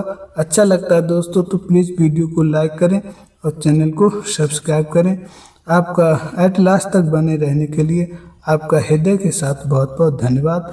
जय हिंद, जय भारत। इसके बाद दोस्तों हम चर्चा करते हैं नर्वस सिस्टम की। नर्वस सिस्टम क्या है? तंत्रिका और कोशिकाओं का वह तंत्र है जो मस्तिष्क से शरीर के विभिन्न भागों तक संदेश को पहुंचाता है और शारीरिक गतिविधियों को समन्वय करता है, शारीरिक गतिविधियों में समन्वय बनाता है। नर्वस सिस्टम का बात करें दोस्तों तो ये दो भागों में बटा होता है, CNS और PNS। नर्वस सिस्टम दो भागों में बटा, CNS और PNS। CNS for central nervous system, PNS for peripheral nervous system. तो सर्वप्रथम दोस्तों बात कर लें पेरिफेरल नर्वस सिस्टम क्या होता है। ये CNS को शरीर के अंगों और मांसपेशियों से जोड़ता है, पेरिफेरल नर्वस सिस्टम। और ये 12 कपालीय और 31 जोड़ी स्पाइनल नर्व को शामिल करके उनसे कार्य करवाता है। अब हम मेनली चर्चा करेंगे दोस्तों पहले central nervous system. Central nervous system आगे चल के दो भागों में बढ़ जाता है, ब्रेन और स्पाइनल कॉर्ड। स्पाइनल कॉर्ड में दोस्तों 31 जोड़ी नर्व होती हैं जो रिफ्लेक्स एक्शन का कार्य करती हैं। इसके बाद फिर हम आ गए ब्रेन पे। ब्रेन में मुख्यतः 3 भाग होते हैं दोस्तों, फोर ब्रेन, मिड ब्रेन और हैंड ब्रेन। अग्र मस्तिष्क दोस्तों लगभग 60% हिस्सा होता है। ये जो हमारा ऊपरी हिस्सा दिख रहा होगा आपको, ये हमारा सब अग्र मस्तिष्क है, ठीक है, फोर ब्रेन इसे कहते हैं। इसके बाद दोस्तों हैंड ब्रेन हमारा ये नीचे का हिस्सा होता है और बीच में दोस्तों ये हमारा मिड ब्रेन होता है, ठीक है, ठीक है। इस प्रकार अब हम चर्चा करते हैं फोर ब्रेन के भाग। फोर ब्रेन के भागों के बारे में हम अगर चर्चा करें दोस्तों तो सर्वप्रथम फोर ब्रेन के भागों के बारे में चर्चा करें दोस्तों तो ये हमारा 3 भागों में बढ़ जाता है। सेरेब्रम जिसके 4 लोब होते हैं, frontal lobe, parietal lobe, temporal lobe और ओसिपिटल लोब। ये हम लोब के बारे में बता दें दोस्तों, ये फोर ब्रेन है, frontal lobe, parietal lobe, temporal lobe और ओसिपिटल लोब। इसके 4 लोब होते हैं फोर ब्रेन और ये सबसे बड़ा होता है, 60% हिस्सा होता है। ये याददाश्त का केंद्र है, सोचना, समझना, बौद्धिक कार्य करना, इंटेलिजेंट वाली बातें करना, उनको समस्याओं को सुलझाना, तर्क योजना, ठीक है, अच्छे कार्य करने में सेरेब्रम का मुख्य रोल होता है। थैलेमस दोस्तों, थैलेमस इसी हमारे सेरेब्रम के नीचे दोस्तों छोटे छोटे 2 भाग होते हैं, थैलेमस और हाइपोथैलेमस, ठीक है। थैलेमस क्या करता है? ये दोस्तों बाह्य कंट्रोलर है, यानी रिले स्टेशन का कार्य करता है। सेंसरी सिग्नल को आगे भेजता है। ये बाहरी वातावरण जैसे ठंडी गर्म महसूस करता है। आउटर यानी बाहरी कंट्रोलर के रूप में भी इसे जाना जाता है। हाइपोथैलेमस की बात करें तो दोस्तों ये इंटरनल कंट्रोलर होता है। इंटरनल कंट्रोलर का मतलब होता है आंतरिक वातावरण को नियंत्रित करता है, जैसे भूख प्यास, गुस्सा को नियंत्रण, लव सेक्स, फ्रॉड आदि को, खुशी भावना, इंटरनल होम्योस्टेसिस का नियंत्रण करना। इस शरीर के हार्मोन्स को भी नियंत्रित करता है, क्योंकि इसे कहा जाता है मास्टर ऑफ मास्टर ग्लैंड, दादा master of master gland. Okay दोस्तों, उम्मीद करते हैं आपको समझ में आ रहा होगा। अब हम बात करते हैं दोस्तों मिड ब्रेन की। मिड ब्रेन में दोस्तों कौन कौन से पार्ट शामिल होते हैं? मिड ब्रेन में दोस्तों सेरेब्रल और कॉर्पोरा क्वाड्रिजेमिना शामिल होते हैं। इनकी संरचना ये मध्य मस्तिष्क से गुजरने वाली एक पतली नली है दोस्तों, सेरेब्रल क्या, और कार्य इसका होता है स्पाइनल कॉर्ड के पुल का कार्य करता है। सेरेब्रल जो है स्पाइनल कॉर्ड के पुल का कार्य करता है, यानी दोस्तों स्पाइनल कॉर्ड को पुल के माध्यम से जोड़ता है। कॉर्पोरा क्वाड्रिजेमिना, इसके 2 लोब होते हैं दोस्तों, ऊपरी लोब और पश्च लोब। ऊपरी लोब जो होता है सुपीरियर कैल्यूकली होता है, ये दृष्टि संबंधी यानी विजुअल रिफ्लेक्स के लिए जिम्मेदार है, यानी आंखों की गति को नियंत्रित करता है। निचले दो लोब होते हैं, इसमें श्रवण संबंधी ऑडिटरी रिफ्लेक्स को नियंत्रित करता है, निचले दो लोब, ठीक है। इसके बाद हम बात करते हैं हैंड ब्रेन। क्या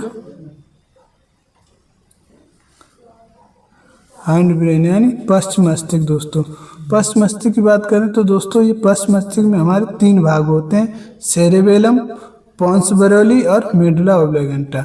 सेरेबेलम दोस्तों सेकंड छोटा मस्तिष्क होता है, यानी सेरेब्रम के बाद सेरेबेलम जो है दूसरे नंबर पर आता है।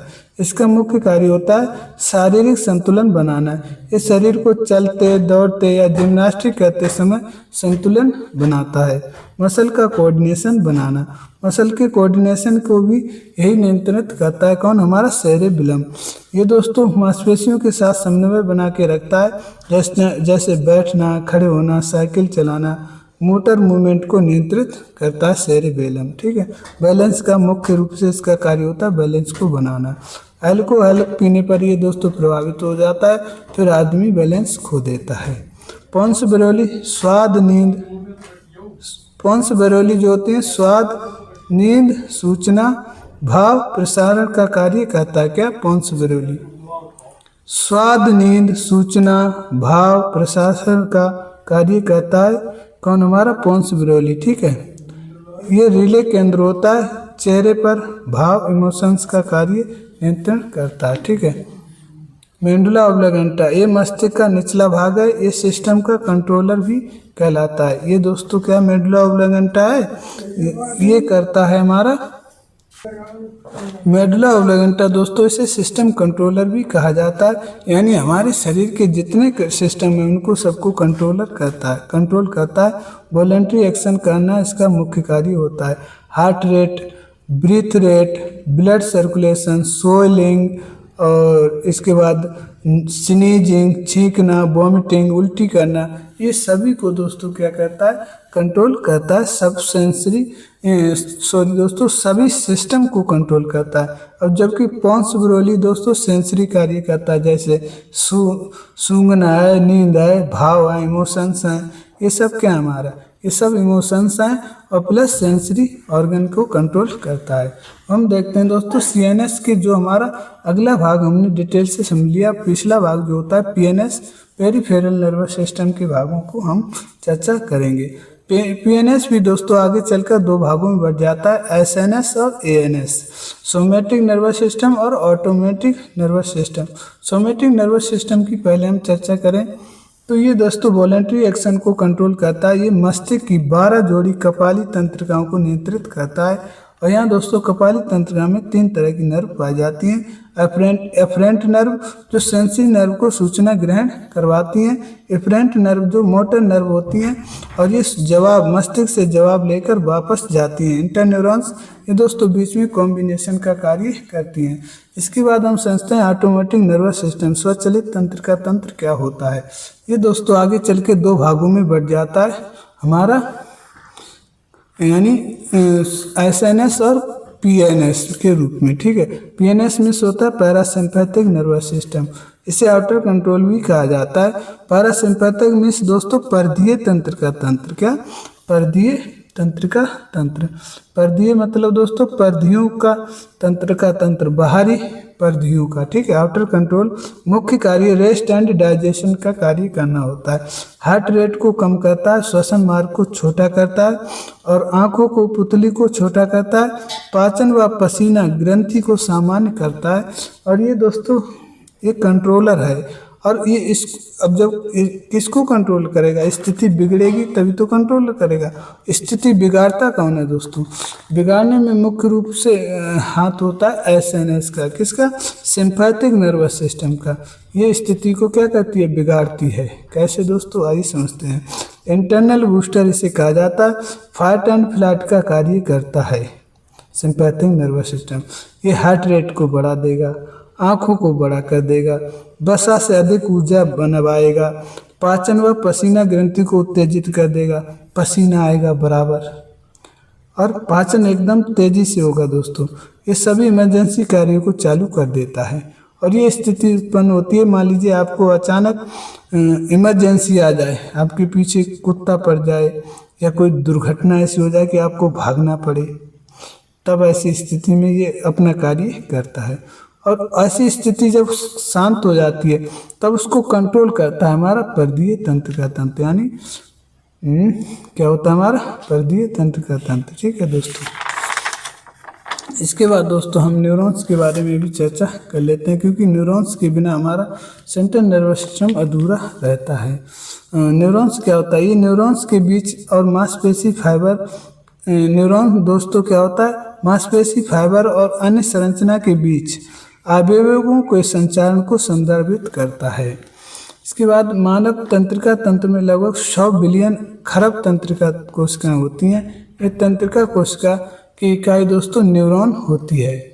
अब हम न्यूरॉन की स्ट्रक्चर के बारे में बात करें तो ये हमारा स्ट्रक्चर होता है। ये सर्वप्रथम होता है डेंड्राइट। डेंड्राइट इसे रिसीवर कहते हैं दोस्तों। ये बाहरी हमारी त्वचा है, यहाँ से रिसीव करेगा क्या, डेंड्राइट जो है सूचनाओं को रिसीव करेगा और सेल बॉडी यानी जो बीच में सेल बॉडी होती है दोस्तों यहाँ तक लेकर जाता है। सोमा, इसे सोमा जो सेल बॉडी होती है इसे सोमा कहा जाता है। इसके बीच में केंद्रक होता है जो जानकारी को सोचता है, समझता है, सुनता है, इसके बाद आगे भेज देता है। हम बात करते हैं एक्सॉन। सेल बॉडी से निकला हुआ एक भाग होता है जो एक्सॉन होता है दोस्तों। इसके ये सेंडर के रूप में कहता है, सेल बॉडी से संदेश लेकर अन्य न्यूरॉन तक जाता है दोस्तों। ये धागा होता है ऐसे और ये सूचनाओं को आगे भेजता है। माइलिन शीट क्या होती है दोस्तों, ये न्यूरॉन्स, ये एक्सॉन के ऊपर जो गोल गोल ये आकृति बनी होती है इसे माइलिन शीट कहते हैं। ये क्या करता है, ये जो इम्पल्स होते हैं उनको गति प्रदान करता है। नोड ऑफ रणवियर, इस माइलिन शीट के बीच में जो छोटा सा गैप होता है इसे नोड ऑफ रणवियर कहते हैं। ये माइलिन शीट के बीच का गैप है दोस्तों।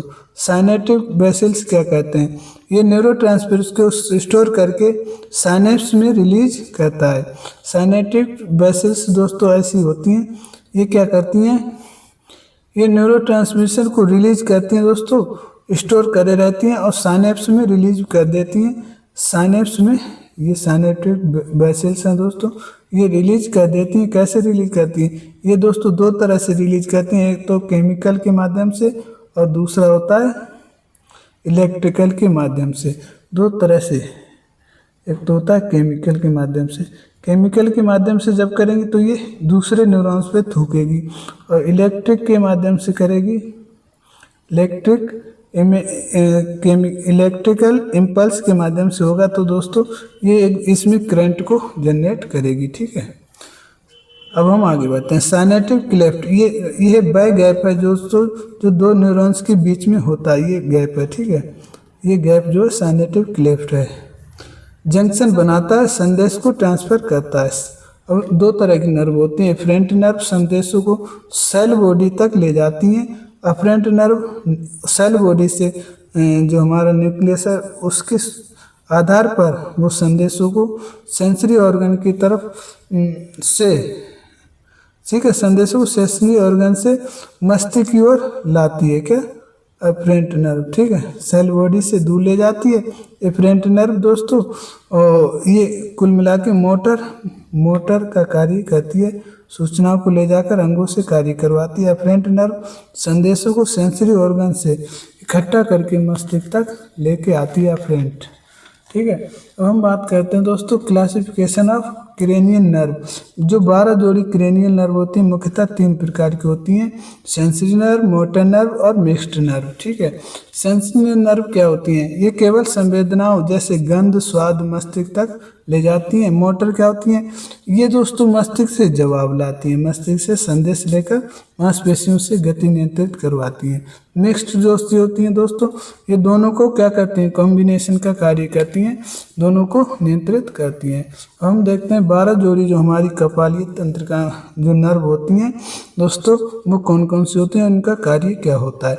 सर्वप्रथम हमारी होती है ऑल्फैक्टरी, जो हमारी होती है सेंसरी, एज फॉर सेंसरी। ठीक है, इसका काम होता है सूंघने का। ऑप्टिक दोस्तों ये भी सेंसरी होती है, इसका कार्य होता है देखना। क्या, सेंसरी जितनी होंगी दोस्तों वो सेंस का कार्य करेंगी, मोटर होंगी वो जवाब का कार्य करेंगी। वो गति को नियंत्रित करेंगी। अब हमारी ओक्लोमीटर आंखों की गति को नियंत्रित करती है। ट्रोक्लियर दोस्तों ये भी मोटर है, ये आंखों की मसल को घुमाने में मदद करती है। ट्राइजेमिनल सबसे बड़ी होती है। ट्राइजेमिनल बोथ यानी दोनों को कार्य करती है। दो कार्य करती है, चेहरे के भाव और उसके बाद खाने को चबाने में मदद करती है। जो बोथ होगी दोस्तों वो दो कार्य करेगी। अब्ड्यूसेंस ये मोटर है, आंखों को बाहर की ओर घुमाने में मदद करती है। फेशियल दोस्तों ये बोथ है, चेहरे के भाव को प्रकट करती है और प्लस स्वाद को भी बताती है। ठीक है। वेस्टिबुलर ये दोस्तों सेंसरी है, ये सुनने व संतुलन का कार्य करती है। ग्लासोफेरेंजियस दोस्तों ये बोथ है, स्वाद लेगी और प्लस निगलने का कार्य करेगी। इसके बाद दोस्तों वेगस बोथ है, यानी दोनों तरह की है। हृदय दर का कंट्रोल करेगी, पाचन कंट्रोल करेगी, अंगों को नियंत्रित करती है। एक्सेसरी दोस्तों मोटर है, गर्दन और कंधों की गति को नियंत्रित करती है। हाइपोग्लोसिस दोस्तों ये मोटर है और ये जीभ की गति को नियंत्रित करती है। इसके बाद दोस्तों हमारा लास्ट पॉइंट बचता है, क्या होता है वो हमारा उत्सर्जन तंत्र। उत्सर्जन तंत्र दोस्तों वह तंत्र है जो अपशिष्ट पदार्थों को बाहर निकालता है, जैसे नाइट्रोजन हो गया, यूरिया हो गया, लैक्टिक एसिड हो गया आदि को बाहर निकालता है। ये मुख्यतः 3 प्रकार का होता है दोस्तों। अमोनोटैलिक वे जीव जो अमोनिया का उत्सर्जन करते हैं, जैसे मछलियाँ हो गई, जलीय उभयचर कीट आदि। यूरियोटैलिक दोस्तों इसमें आता है मनुष्य जो यूरिया का स्थापन करता है। वे जीव जो यूरिया का उत्सर्जन करते हैं, जैसे मनुष्य, जानवर। ठीक है। यूरिकोटैलिक दोस्तों वे जीव जो यूरिक एसिड का उत्सर्जन करते हैं, जैसे सरीसृप, पक्षी, भूमपर, घींगा। पक्षी में देखा होगा दोस्तों बारिश होती है तो उनके पंखों पर पानी, वो उनके पंख भीगते हैं दोस्तों, लेकिन पानी नहीं रुकता है, तो वो इसी के कारण होता है, यूरिकोटैलिक के कारण होता है। ठीक है दोस्तों, इसलिए उन्हें कभी नहाने की भी आवश्यकता नहीं पड़ती है। उत्सर्जन तंत्र का मुख्य कार्य अंग व कार्य किडनी ये सेम के बीच के आकार की होती है, जो 2 होती हैं दोस्तों और रीढ़ की हड्डी के दोनों ओर स्थित होती हैं। क्या? किडनी। और इनका आकार होता है 3-5-12 L, एक मिनट दोस्तों, LBH। ठीक है। अब वजन इनका होता है राइट का 140 ग्राम और लेफ्ट का 120 ग्राम। ठीक है। लेफ्ट की किडनी थोड़ी छोटी होती है। ठीक है। कॉर्टेक्स जो है इसका बाहरी भाग होता है। मेंडुला दोस्तों वृक्क का आंतरिक भाग होता है जहाँ कैप्सूल पाया जाता है। नेफ्रॉन क्या दोस्तों? ये वृक्क की संरचनात्मक और कार्यात्मक इकाई है। एक वृक्क में लगभग 10 लाख नेफ्रॉन होते हैं दोस्तों। ग्लोमेरुल्स ये रक्त छानने वाला कोशिका है। क्या? कोशिका है दोस्तों, ये ग्लोमेरुल्स है। ठीक है। और बोमन कैप्सूल क्या है? ग्लोमेरुल्स को घेरने वाली कप जैसी संरचना, ये बोमन कैप्सूल है। ठीक है। और इधर दोस्तों ये हमारा बोमन कैप्सूल है। ठीक है। वृक्क नलिका रीनल ट्यूबुलस, ये दोस्तों रीनल ट्यूबुलस है जो क्या करती है दोस्तों? ये क्या करती है? इसमें पीसीटी, ये दोस्तों पीसीटी है, यहाँ पे पीसीटी होता है, प्रॉक्सिमल कलेक्टिव ट्यूब। ठीक है। हेनले लूप डीसीटी भी शामिल होती है। ठीक है। डीसीटी भी यहाँ पर होती है, डीसीटी। ठीक है। और इसका शामिल होते हैं। ठीक है। PCT, DCT. मूत्रवाहिनी 2 नलिकाएं दोस्तों, ये 2 नली होती हैं जो मूत्र को क्या करती हैं? वृक्क से मूत्राशय तक लाती है। ये हमारा यूरेथ्रा है। ठीक है। जो लगभग 25 से 30 सेंटीमीटर लंबी है यूरेथ्रा और लगभग 500 दोस्तों ये यूरेथ्रा होती है। और ये लगभग 300 से 500 जो मूत्राशय होता है, ये 300 से 500 ml तक मूत्र को स्टोर कर लेता है।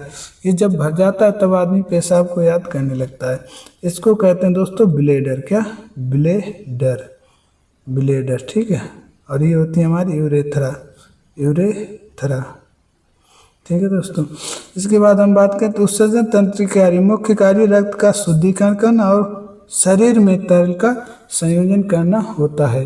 इसके बाद अपशिष्ट निष्कासन, ये तंत्र रक्त से urea, uric acid, ammonia, lactic acid को छानकर क्या करता है, बाहर निकाल देता है।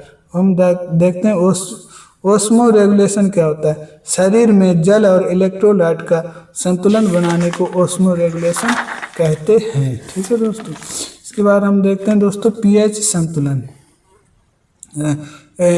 एक्सीक्रेशन के मुख्य कार्य क्या होते हैं, उत्सर्जन तंत्र के पीएच संतुलन रक्त के पीएच स्तर को नियंत्रित करता है। ठीक है दोस्तों। हार्मोन से स्थापन, किडनी द्वारा एरिथ्रोपोइटिन लाल रक्त कोशिकाओं का निर्माण के लिए, ये पॉइंट दोस्तों ये ध्यान रखना है आपको, एरिथ्रोपोइटिन यानी लाल रक्त कोशिकाओं का निर्माण के लिए रेनिन ब्लड प्रेशर नियंत्रण के लिए स्थापन करता है हार्मोन्स। कौन, किडनी द्वारा एरिथ्रोपोइटिन का जो है स्थापन होता है, जो आरबीसी का निर्माण करती हैं आगे जाके। आगे देखते हैं मूत्र निर्माण प्रक्रिया। मूत्र निर्माण प्रक्रिया कैसे होती है, मूत्र निर्माण प्रक्रिया 3 चरणों में होती है दोस्तों। एक तो होता है अल्ट्रा फिल्ट्रेशन, ग्लेमेरुल में उच्च दाब पर रक्त छनता है। इसके बाद पुनः अवशोषण, उपयोगी पदार्थ ग्लूकोज, अमीनो एसिड, जल वापस रक्त में सोख लिए जाते हैं। नलिका स्थापन, हानिकारक पदार्थों को सीधे रक्त में छानकर मूत्र में दोस्तों क्रिएटिनिन, यूरिया, लैक्टिक एसिड में मिला दिए जाते हैं, छानकर मूत्र में मिला दिए जाते हैं। कौन कौन से दोस्तों, क्रिएटिनिन, यूरिया और लैक्टिक एसिड। और दूसरा हमारा दोस्तों एक वीडियो बनाने में बहुत मेहनत लगती है, प्लीज़ वीडियो को लाइक करें और चैनल को सब्सक्राइब करें दोस्तों। एट लास्ट तक आप बने रहें, इसके लिए आपका बहुत बहुत धन्यवाद। हम देखते हैं डायलिसिस क्या, ये किडनी खराब होने के बाद मशीनों द्वारा रक्त छानने की प्रक्रिया है, जो रक्त छानकर क्या कर देती है, शुद्ध कर देती है दोस्तों। इस प्रकार हमारा एनाटॉमी फिजियोलॉजी के जो लास्ट में 4-5 सिस्टम बचे थे वो सारे कंप्लीट होते हैं दोस्तों। उम्मीद करते हैं आपको ये सेशन अच्छा लगा होगा, और प्लीज़ दोस्तों हमारे साथ बने रहने के लिए आपका बहुत बहुत धन्यवाद। प्लीज़ दोस्तों वीडियो को लाइक करें और चैनल को सब्सक्राइब करें, जिससे दोस्तों हम ऐसे ही फ्री वीडियो आपके लिए अपने नोट्स के माध्यम से प्राप्त करवाते रहें। जय हिंद, जय भारत।